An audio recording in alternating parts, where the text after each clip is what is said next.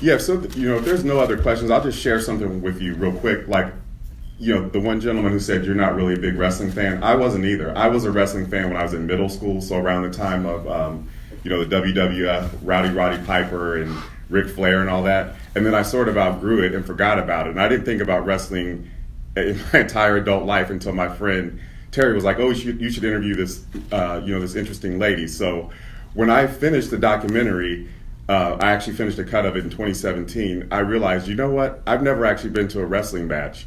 And I was like, I should go actually see what I made an entire movie about live. So I went to WrestleCon in Orlando. They had this big women's match. And I think not being a wrestling fan helped me because I was able to see things from like an objective perspective rather than when you're so close to something, you can't really see the forest for the trees.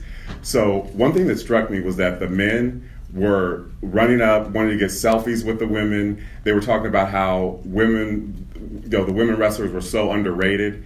And I don't know of any other sport. Wrestling is looked down upon by a lot of people, who think it's quote unquote fake, but I don't know any other sport, football, basketball, where men are that equal in their worship of male and female athletes. And I don't think male wrestling fans would call themselves feminists.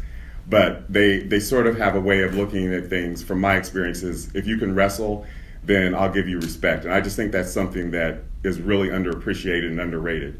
So I think we're going to have to close up. But thank you all for being here. And this will soon be available on DVD and streaming. So I'll keep you all in the loop. Thank you so much.